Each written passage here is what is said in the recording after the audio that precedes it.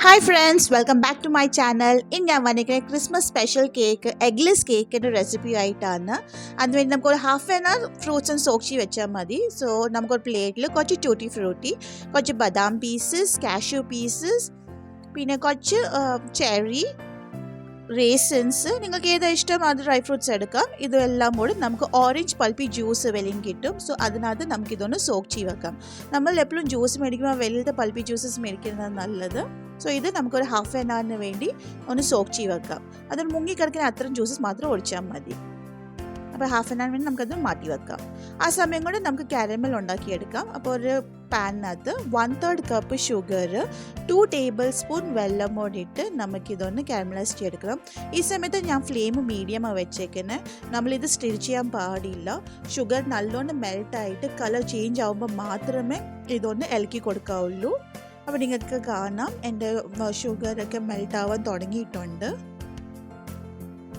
ഈ സമയത്ത് എൻ്റെ ഫ്ലെയിം മീഡിയമിൽ ഒന്ന് മെൽട്ടായി കിട്ടിയ ശേഷം നമുക്ക് അത് ലോ ഫ്ലെയിമിലാക്കണം. ലോ ഫ്ലെയിമിൽ വേണം നമുക്കിത് കാരമലൈസ് ചെയ്തെടുക്കേണ്ടത്, അല്ലെങ്കിൽ അത് കരിഞ്ഞു പോകാനായിട്ട് സാധ്യതയുണ്ട്.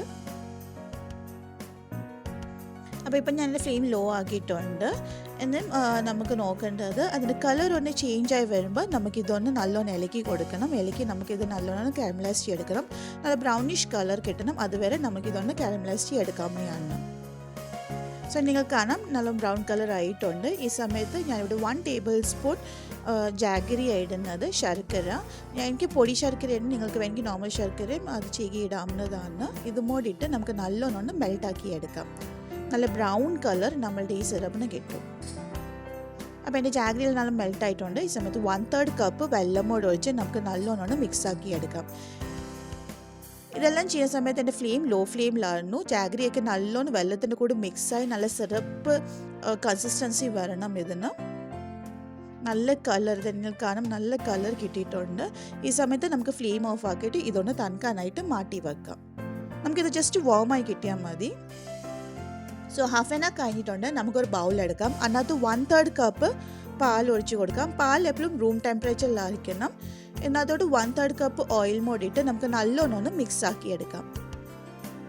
നമ്മൾ പാലെടുക്കുമ്പോൾ റൂം ടെമ്പറേച്ചറിലുള്ള പാലെടുക്കാനായിട്ട് ശ്രദ്ധിക്കുക.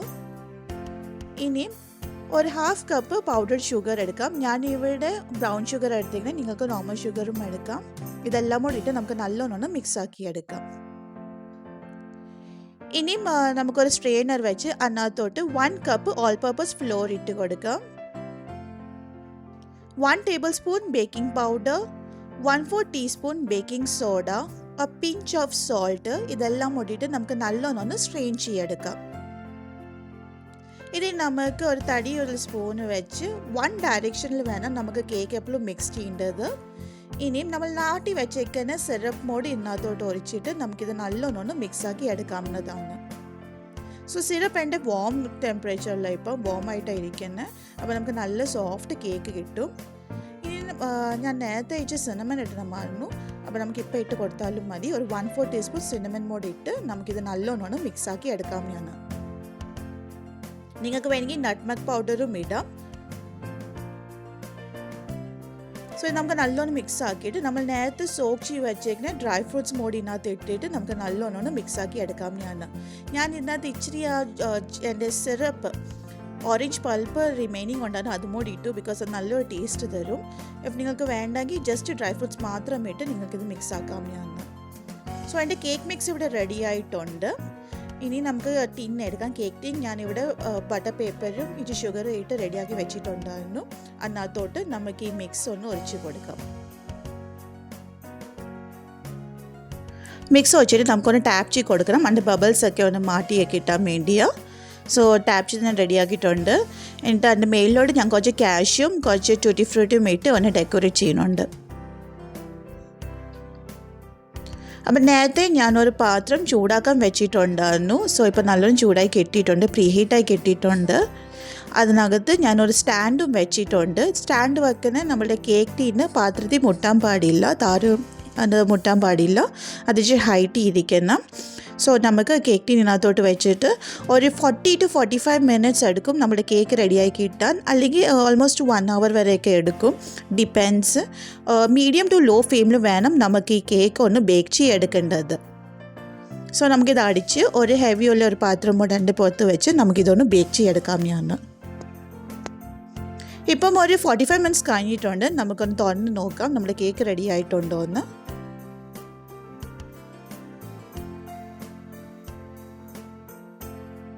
സോ കേക്ക് റെഡി ആയിട്ടുണ്ടോ നോക്കാൻ വേണ്ടി നമുക്ക് ഒരു ടൂത്ത് പീക്ക് അതിനകത്തൊന്ന് പോക്കി നോക്കാം.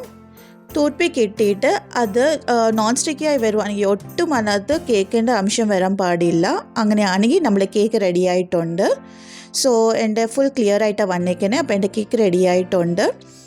അപ്പോൾ നല്ല ടേസ്റ്റി ആയ കേക്ക് റെഡി ആയിട്ടുണ്ട്. ഇത് നമുക്കൊന്ന് തണുക്കാനായിട്ട് മാറ്റി വെക്കാം. എന്നിട്ട് വേണം നമുക്കിതൊന്ന് അൺമോൾഡ് ചെയ്തെടുക്കേണ്ടത്. സോ നല്ലോണം കേക്ക് തണുത്ത് കിട്ടിയിട്ടുണ്ട്. അപ്പോൾ നല്ല ടേസ്റ്റിയും നല്ല സോഫ്റ്റായ കേക്ക് ഇവിടെ റെഡി ആയിട്ടുണ്ട്. എല്ലാവരും ഇത് ട്രൈ ചെയ്ത് നോക്കിയിട്ട് എൻ്റെ ഫീഡ്ബാക്ക് എൻ്റെ കമൻറ്റ് സെക്ഷനിൽ അറിയിക്കണം. ട്രഡീഷണലായ റം കേക്കിൻ്റെ റെസിപ്പിയും ഞാൻ എൻ്റെ ചാനലിൽ ഇട്ടിട്ടുണ്ട്. അത് ഷുവറായിട്ട് നിങ്ങൾ പോയി ചെക്ക് ചെയ്യുക. പിന്നെ നിങ്ങൾക്ക് ഈ വീഡിയോ ഇഷ്ടപ്പെട്ടിട്ടുണ്ടെങ്കിൽ സബ്സ്ക്രൈബ് ചെയ്യാൻ മറക്കല്ലേ. അടുത്ത വീഡിയോ കാണാം. അതുവരെ ബൈ, ടേക്ക് കെയർ.